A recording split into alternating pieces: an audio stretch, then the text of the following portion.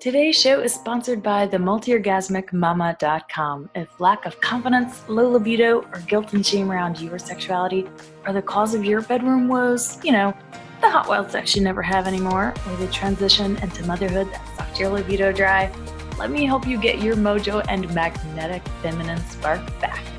Magic, miracles, total self-love, and multi-orgasmic bliss included. See you at themultiorgasmicmama.com. Hey everyone, it's Lacey Broussard here with Joyce Oladipo. Hey Joyce, how are you today? I'm so excited to be joining you. Oh my God, this is just amazing. The topic we're going to be talking about is the bomb. I know, I'm so excited. This is going to be so valuable for so many people. So you want to start just by telling us a little bit about yourself, what you do, all the wonderful things you're doing in the world? Sure, let's get started. As you already know, my name is Joyce Oladipo, and I am an international sex, love, and relationship coach for ambition women who desire to reignite deep, satisfying love in the relationship, experience sexual bliss, and awaken deep orgasmic pleasure in their body. And I'm so honored to be working with this woman through group programs, one-on-one programs, and I've actually started to do retreats all over Europe, just teaching them how to, reignite sexual fire, create strong relationship, and actually just own a deep, satisfying lifestyle. That sounds so juicy. We need more of you. Cool. What is the story behind what got you doing this work? What's your inspiration? Yeah, you know what? About 3 years ago, I almost filed for a divorce from my husband because I felt like I was, he wasn't enjoying his sex life. I wasn't having sex with him. I had severe Vulvodynia for so many years. And anytime I have sex with him, I just always feel so much pain. I had yeast infection.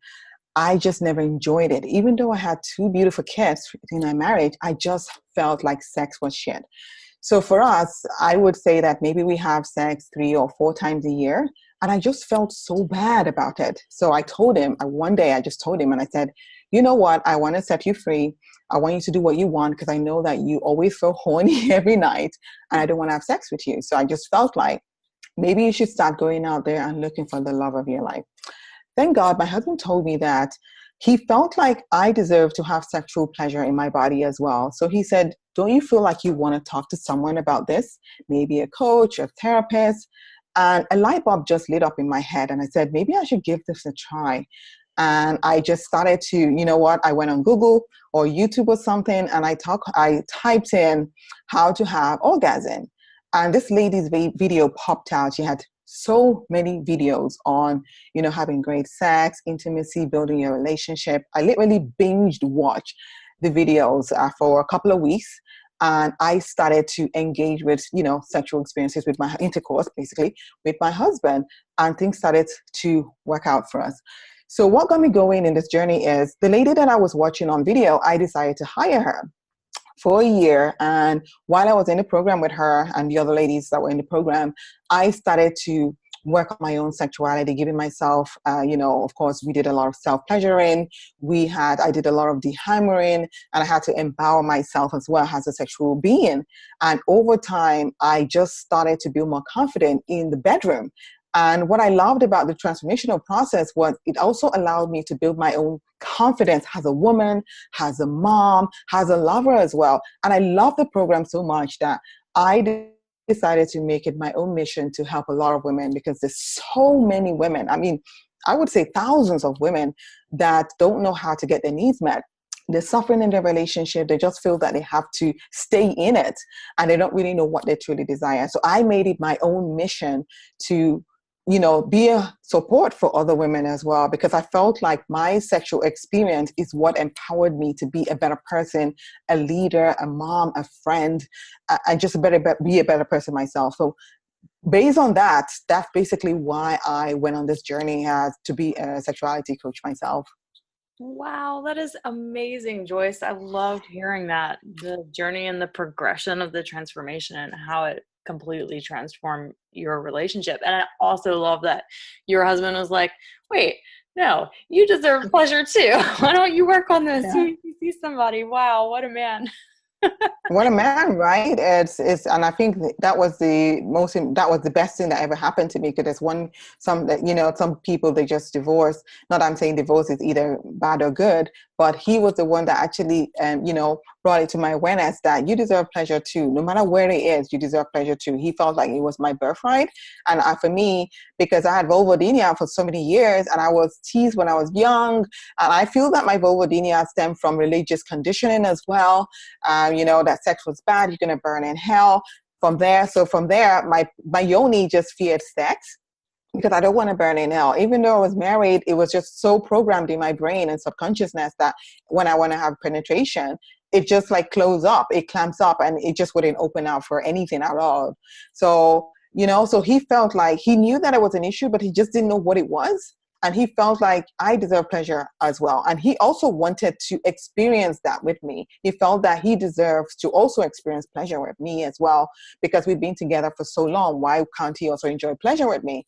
So he took a stand for his desires, and he gave me permission to take a stand for my desires as well. So that was, to be honest, mind-blowing for me. If not, I'll probably be stuck with my kids, not looking for another partner, and just feel like I'm just born to suffer for the rest of my life. Oh, wow. That is so amazing. Could you explain real quick what vulvodynia is for those of the listeners that don't know? Just real quick. Vulvodynia or vaginism is more like a tension that you feel around your yoni, which I feel comes from your subconscious. It's not like you really want to shut your yoni. It's more like you want to feel safe. So it's like stuck in your subconscious that sex is bad or sex is dangerous or whatever. So you just want to keep yourself safe. So your yoni or your pussy just clamps up or closes up, that your husband or partner's penis will not be able to penetrate you. So you're just like so blocked, and just so blocked, and nothing will be able to go in. And from there you start to have infection, because I started to have infection because he was trying to poke me with his penis so many times. And I started having yeast infection, and I really didn't know why my yoni was clamping up and just closing up. I didn't know why. So in my head, I was like, I was broken. I was floored. There's something wrong with me. I'm broken. So that was what I had in my brain. Yeah. I'm curious too, did the lack of desire in the vulvodynia, and then, it kind of resulting in a very much a sexless marriage in some way, did that happen before or after you had children? Great question. To be honest, I've only known my guy. I've never had sex with any other man. I was a virgin when I met him, so I was somebody that was very religious by the time I met him. And so I never knew that I was suffering till after like so many years, because for the first 2 years we never made love, because I was like, oh, sex was sin, blah, blah, blah, blah, blah, blah, blah, blah, blah, blah, blah, blah, blah. And he just hung in there. He just kept on staying there and just saying that this is the woman I want to be with. So we never had sex for a couple of years.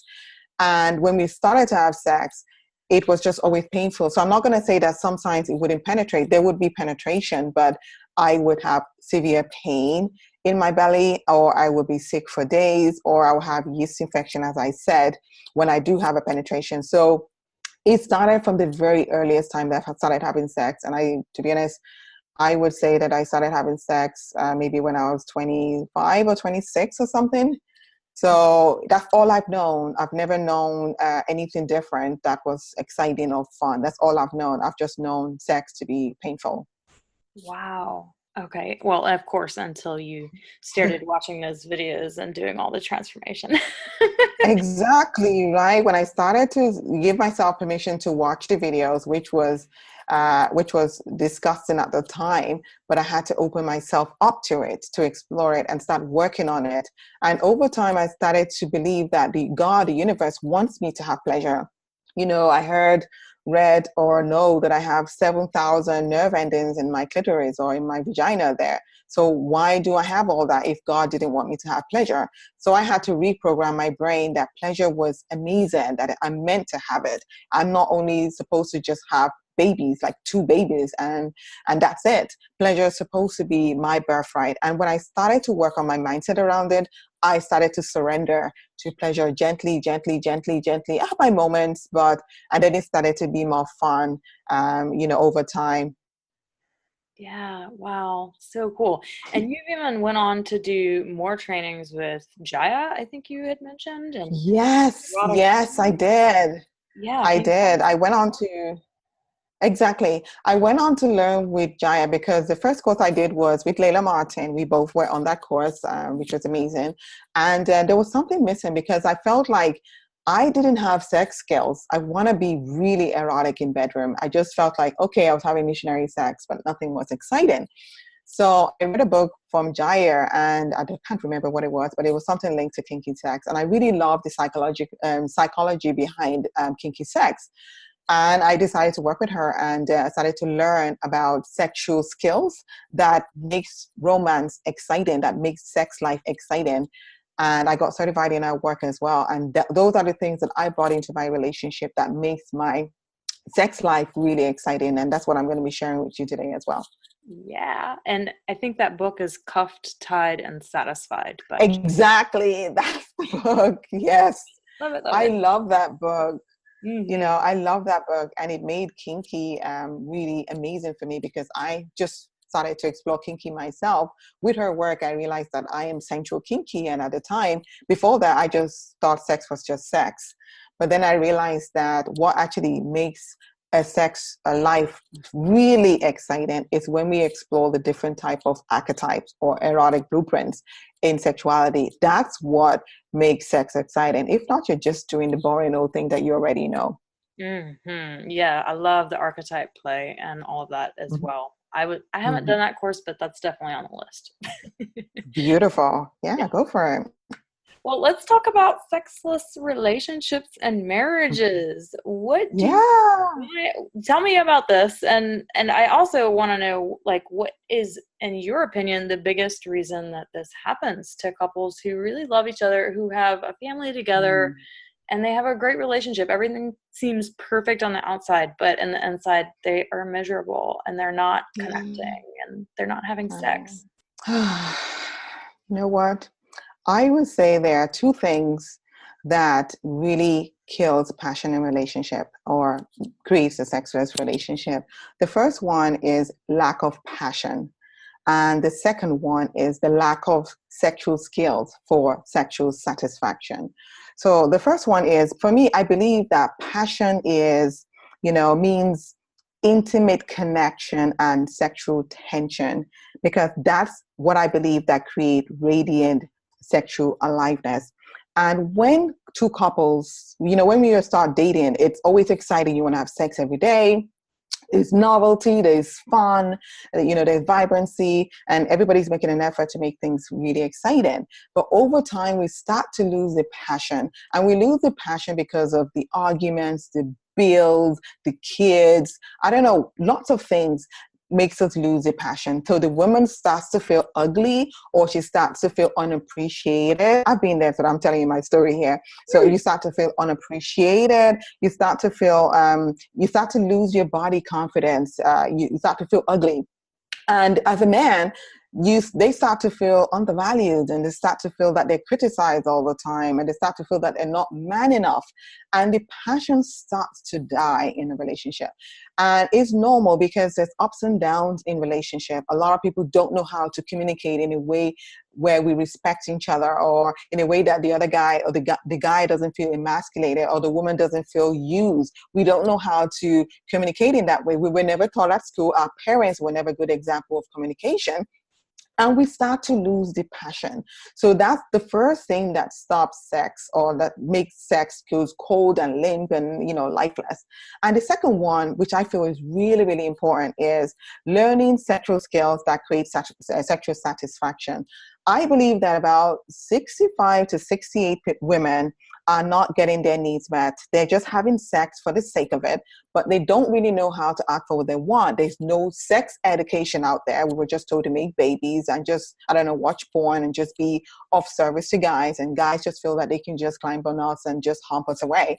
So there's no sex education out there. So we women, we don't know how to, tap into our desire. We don't know how to ask for what we want without feeling shameful. And we don't know how to get what we want in our relationship. We all know like a few sexual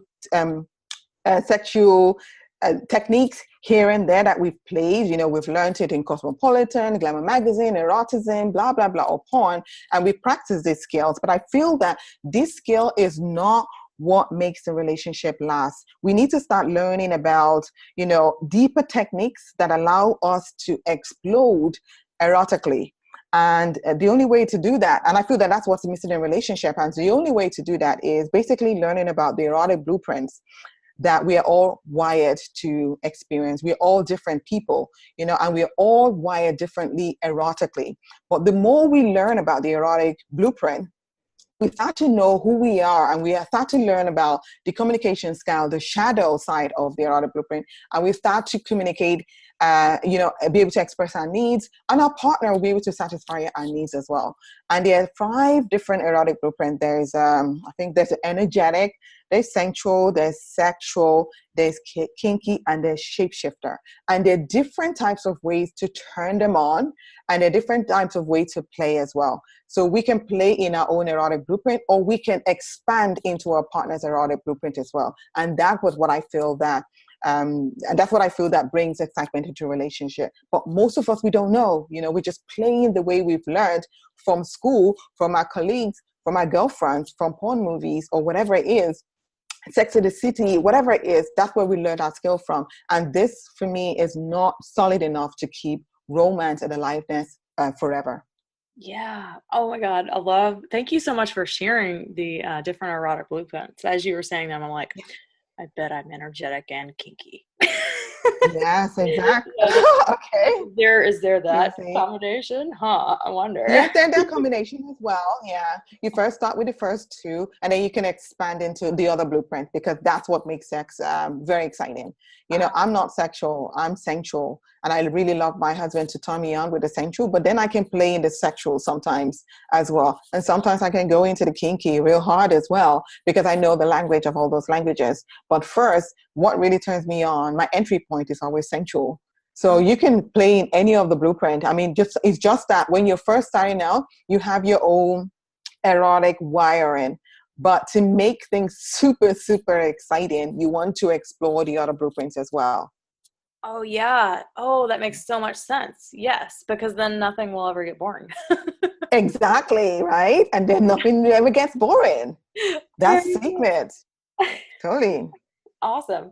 Okay, so how in the world did both of you get on board to doing this type of work together? So what is it going to take for both partners, for those listening in that are in like super low sex or no sex relationships? What does it take from both of them to revive a sexless marriage or relationship? For me, I would definitely say desire is the first thing. I mean, if you have a sexless relationship, both of you still have to have the desire to want to be together. For me, that's really, really important. I also do a little bit of a mindset. Like for me, my work is I work with women in relationship, but I don't do couple work. So my work is so unique in a way that I empower the woman to be a better lover. So the universe would align you with whatever is best for you. So it could be that you're going to be with a partner, or the guy will fiddle away and you have amazing sex with someone else. So it doesn't really matter what it is. So the guy that you're in partnership with, that you're in partnership and you feel that the relationship is sexless, the first thing is desire is so important. Desire that is a little bit tricky, might be a slower route. But either way, the first thing that me and Abby, my husband, did was I went back to communication. I'm not talking about communication is just to get, I don't know, the basic communication that are in books. We're talking about reviving sex life here. So I went back into giving myself permission to communicate in seductive, connecting, and inviting ways. which is what I never did because I was the angel that was going to carry everybody to heaven. So, that for me was filthy. But I had to give myself permission to talk in erotic language, in a way that is seductive for my man, that will wake him up. It never made him see me that made him see me in a different light. So I had to embody a blueprint and communicate in that level. So the first thing is communication, just learning how to communicate in seductive, connecting, and inviting ways. Speaking, in arousal words, languages with presence that touches the internal part of the brain, right? Those are one of the few things that, get the arousal going. And also communicating in a way that your partner your partner's nervous system feels very relaxed and turned on and feel that they are safe to open up. Because for a relationship to have gone sexless, or, it meant that everything, maybe there was no safety, there was no communication. So it's really, really starting again, like dating again, but creating safety for your partner to be able to show up and making sure that their nervous system they have to feel in their body that it's safe for them to approach you, or you also need to feel safe that you can approach them. Because even at this fragile state, a no could mean like, oh my God, I'm not good enough, I'm not pretty enough, I'm not blah, blah, blah. So it's really about owning your communication skills. So what I did with Abby was I spent every day, I just told him for 5 minutes, no phone, no TV, no kids. We need to talk about our desires, fears, and love and desire. Desires, fears, and love. Mm-hmm. So we spent 5 minutes doing that. And I started to open up and relax in my body and create safety in my own body. And he started to open up and create safety and, safety in his own body. And he was able to open up and share his own desires with no judgment. Just for 5 minutes, I would tell him to share his desires, fears, and love. And desires are, what do you desire in the relationship? Fear is, what do you fear about the relationship? And love would be, what do you love about me?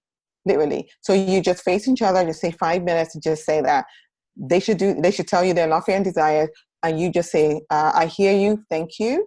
And then I face my partner as well, and I will tell him my fear, love, and desires, and he would just say, thank you, I love you, no judgment. And over time, I think we did it for about a month, it took us a while, I started to feel safe in my body to open up, and he started to feel safe in his body. To be honest, during those process, he told me about his sexual abuse, which I never knew when we were married. I never knew that he was sexually abused by his aunt, and he told me about it. It shook me up, but I had to hold space for him to let him know that he's safe, and I have no judgment, that he's safe. I'm going to be there for him. So communication is so paramount. So when you start with that, then you can start going into the seductive, the exciting part, the inviting side of communication. And that for me is what brings the light and passion back.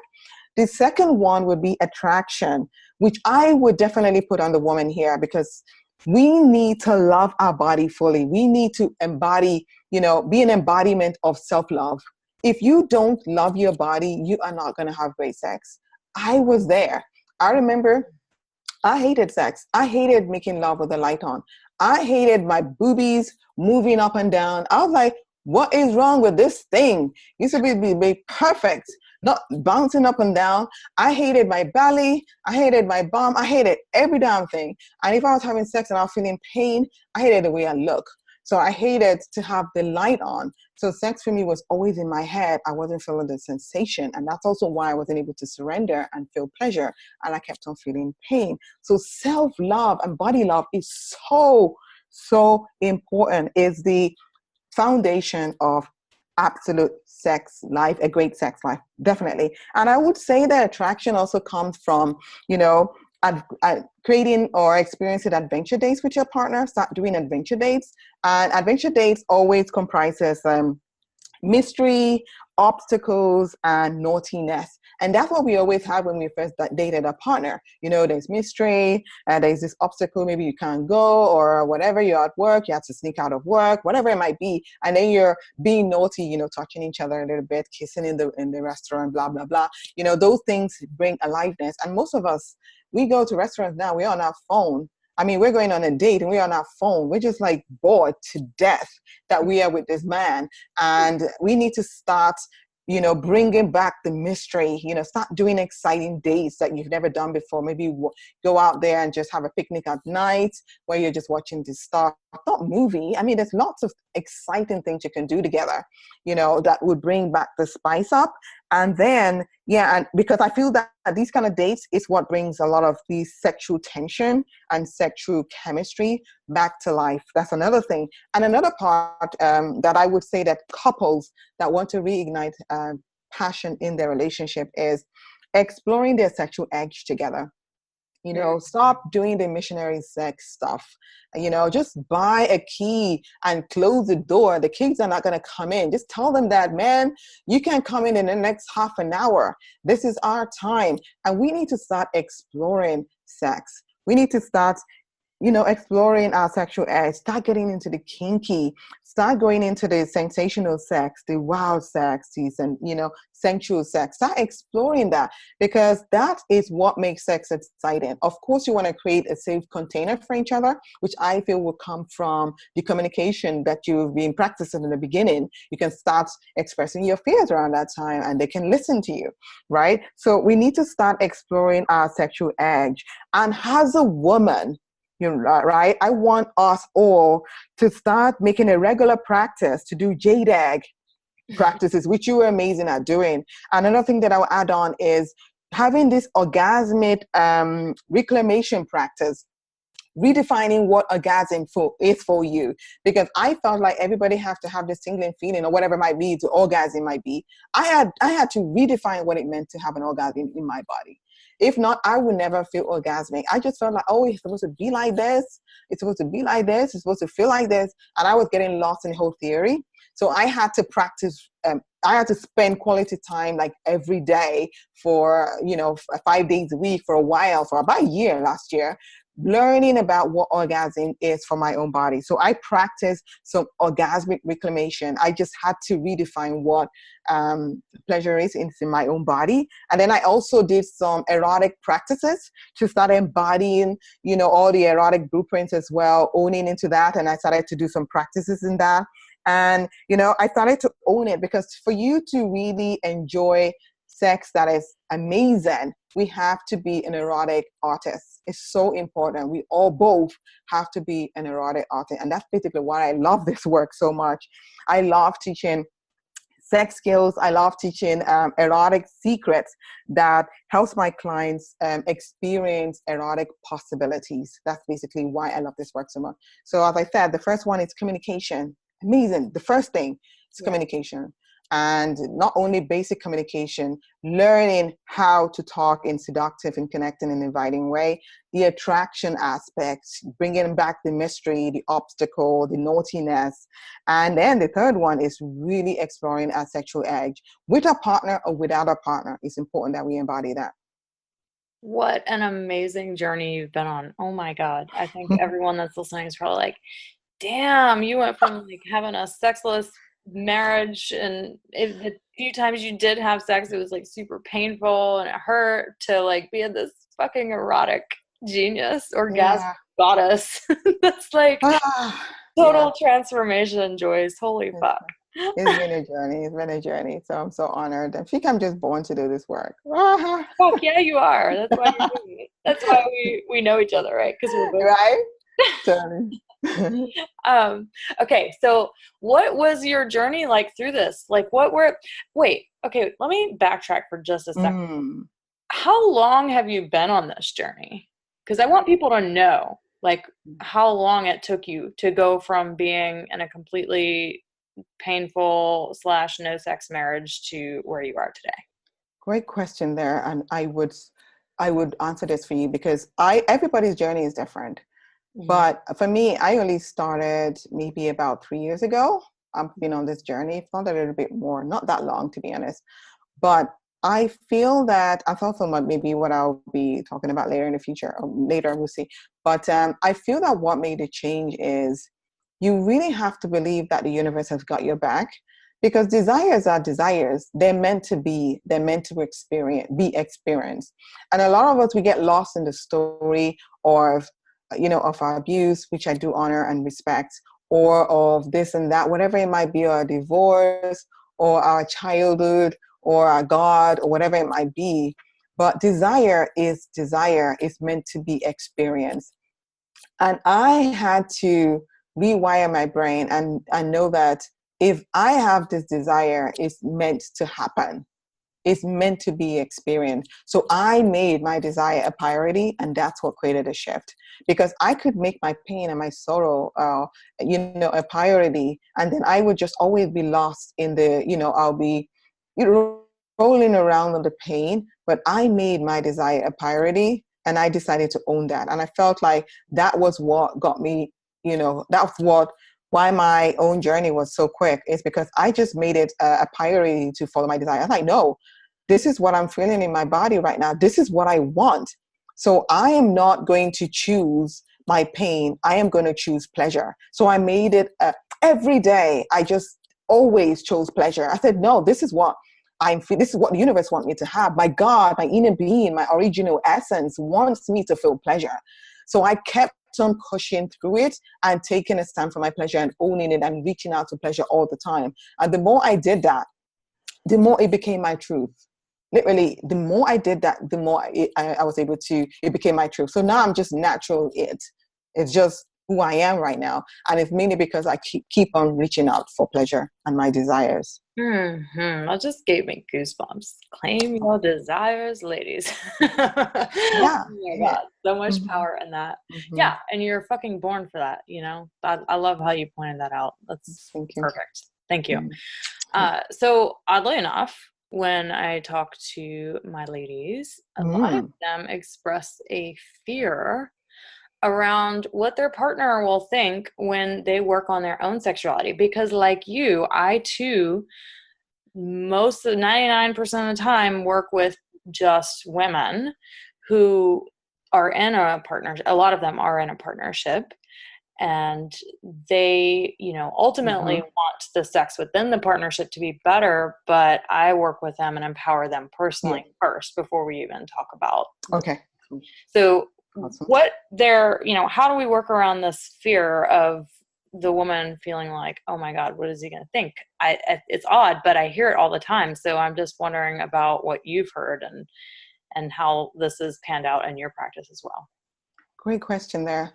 As I already said earlier, it's always trusting the desire, because I don't believe that just, I know we can talk with our partners and all that, which is something that we can do eventually in the, later in the week of your coaching practice with them or coaching sessions with them.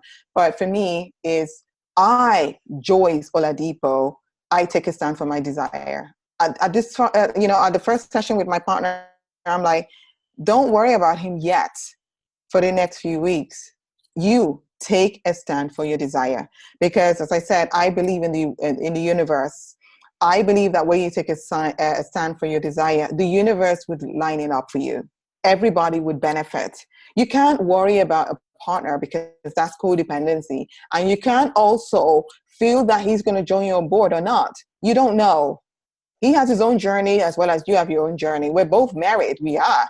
But we both hopefully, you both came into the relationship 100% full, which means you don't need each other, but you add up to each other's life. You add on. You're not dependent on each other. That's another thing that a lot of women are. They would say, oh, my soulmate, or he fills me up, or he's my 50% half or other half, all that shit. For me, it doesn't work, because when you do... Yeah, that one drives me nuts too. The other half or the 50% off something, I don't know what it might be, but I am not 50% of no man. I am 100% me, if not 110%. He is just an add-on to me. I can be 200 with him, that's fine. Or I can be 150, but I am 110 of myself. So I would always tell the women that come to you that they need to take a stand on their desire. They need to trust their desire, that the universe, God, the universe, the original essence, wants them to feel pleasure, wants them to have erotic expansion, want them to be orgasmic in life, in all areas of their life. So they need to take a stand for that, because I believe that this desire is pretty much the ultimate desire to the path of happiness and joy. And for me, my priority is joy. I don't owe anyone else anything. My priority is joy. And I always had to repeat this to myself, that I deserve ecstatic love. I deserve mind-blowing orgasm. I deserve freedom of expression. And one thing that I always do to allow me to step into that, embodied self is I had to empower a self-personality in me that desires to be an empowered lover. Because these people are coming to you because they want to feel orgasmic. They want to be an empowered lover. So they can't depend on some guy that will show up the way they are showing up. It's great if they do.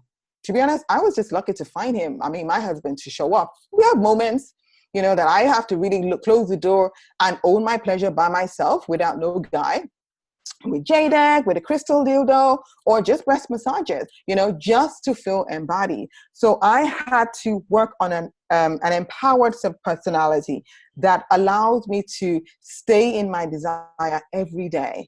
It's important that you do that. And then I start to speak out empowering and supportive thoughts and ideas and encouragement that allows me to take my step forward. So instead of me having to ask for my partner's permission, I am the woman of pleasure.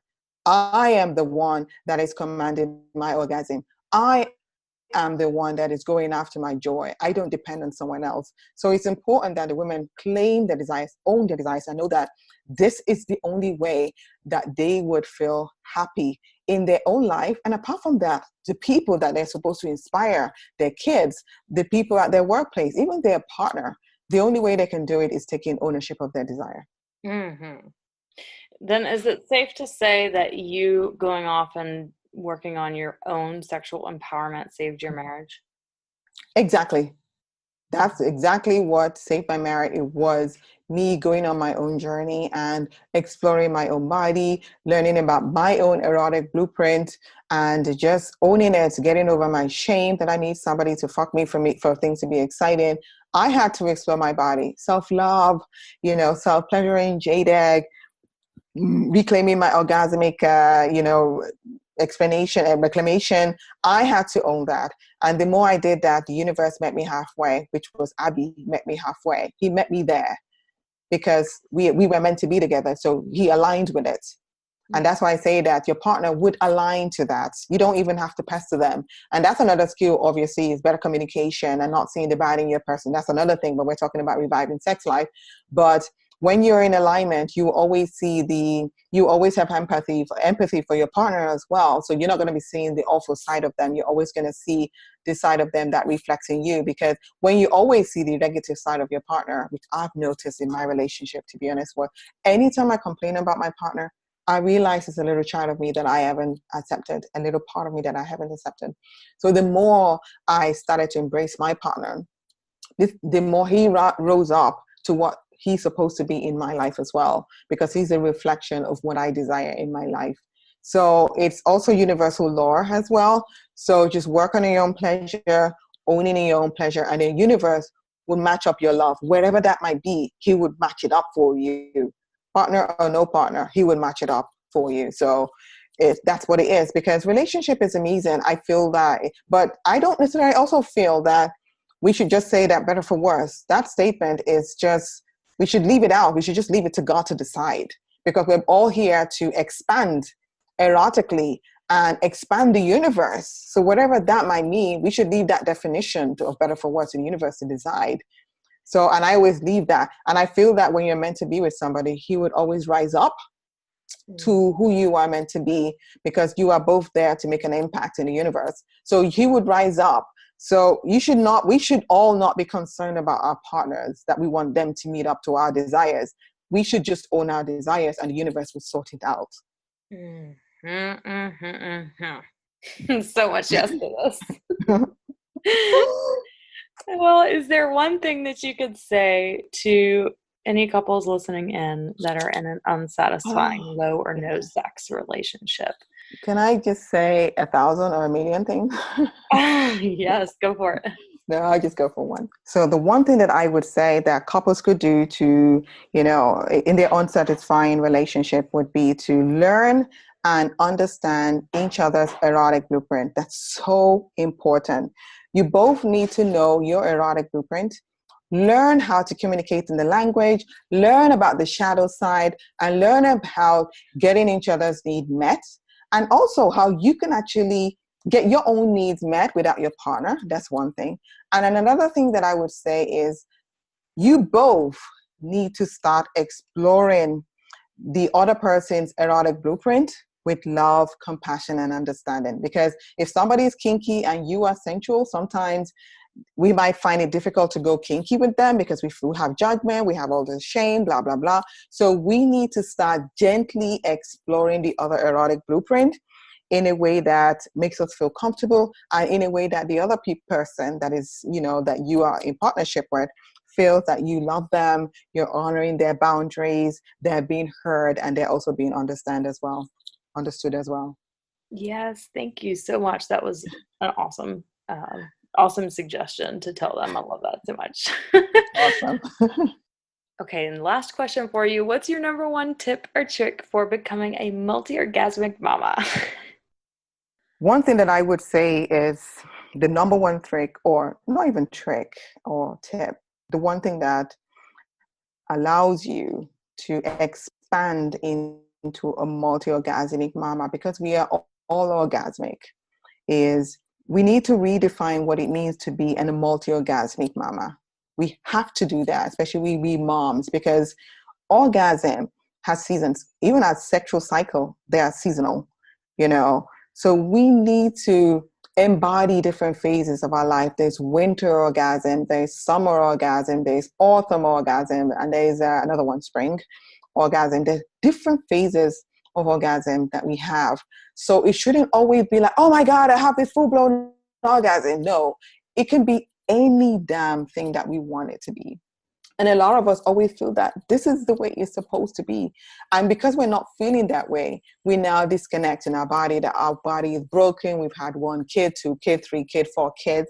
And then we just disconnect because we feel that we're not feeling the orgasm that we had before. And that's bullshit. Mm-hmm. So we mamas, we need to redefine what orgasm is for us to be multi-orgasmic and honor the sexual cycle that we are. And one thing that I'll add on to this is practice body love every day, because we grow, our boobies go saggy, we have stretch mark, our yoni is doing whatever it wants to do, and we're putting on weight, losing hair, growing more hair. I don't know. We need to make body love a priority, because for me, if we do that, sex would always be fabulous at whatever phase it is. So I just thought I should put there.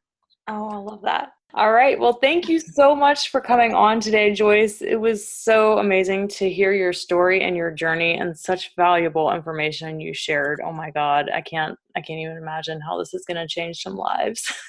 I'm so excited I was able to share my story. Oh my God, this was amazing. And this is my story and this is my truth. And I just hope that people see some lights and they just see what's possible for themselves when they do give themselves permission to explore their desires. So I'm so excited that I was able to share it, and it's such a blessing. Thank you for inviting me. Yes. All right. Thank you, Joyce.